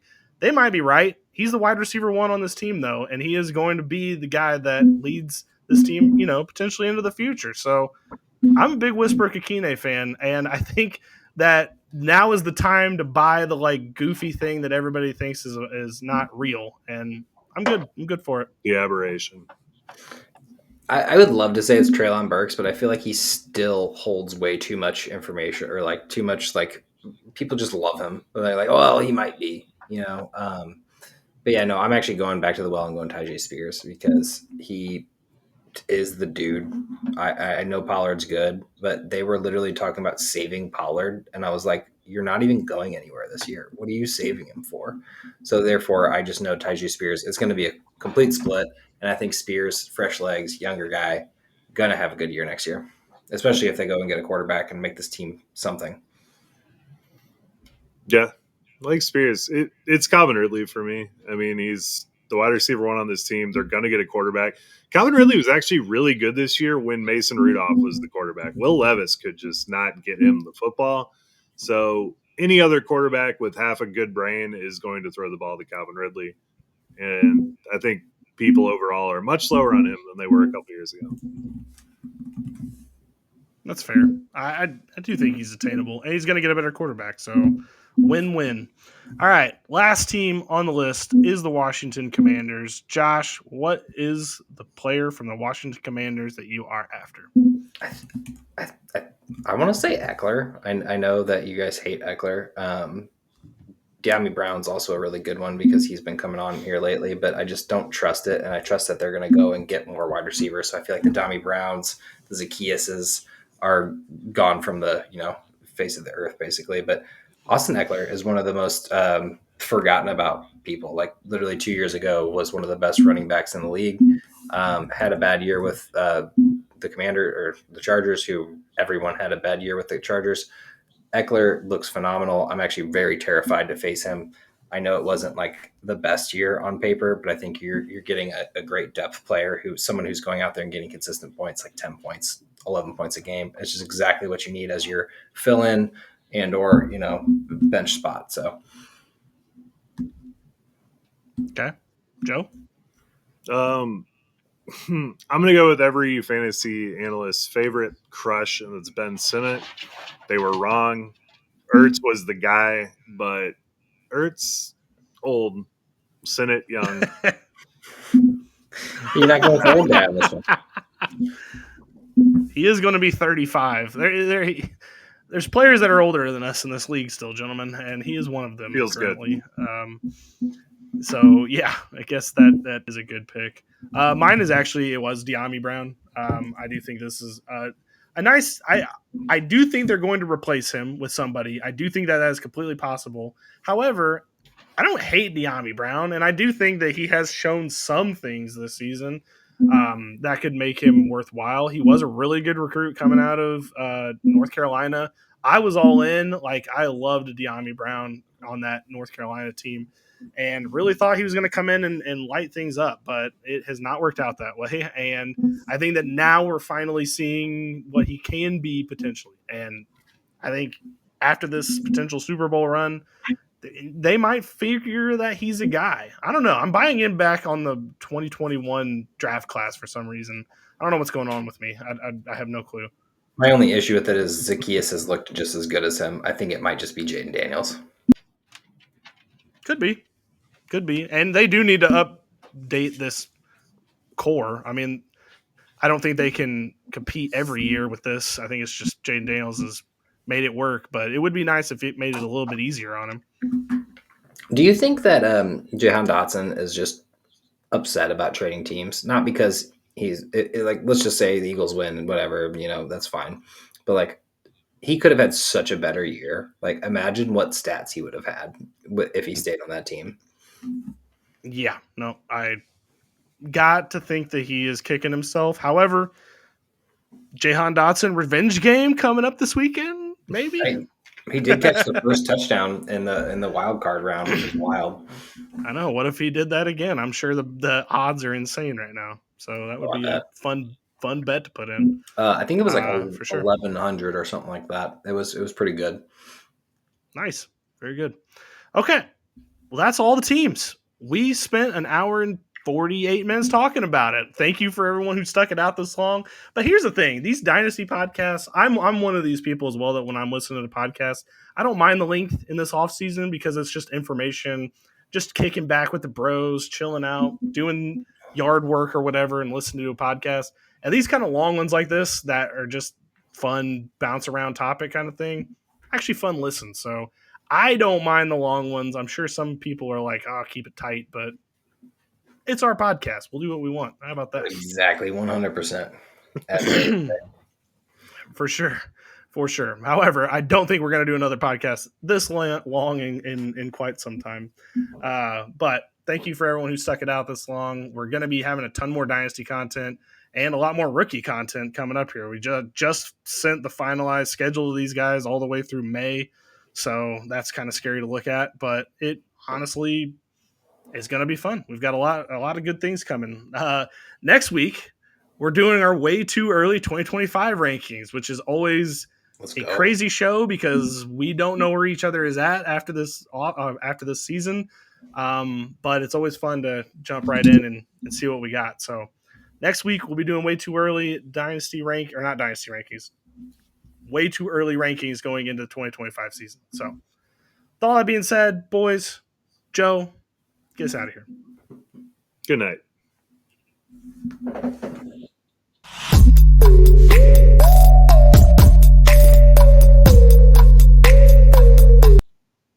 Thank you for watching the IDP Plus YouTube network. If you enjoyed this video, give it a thumbs up and don't forget to subscribe to our channel.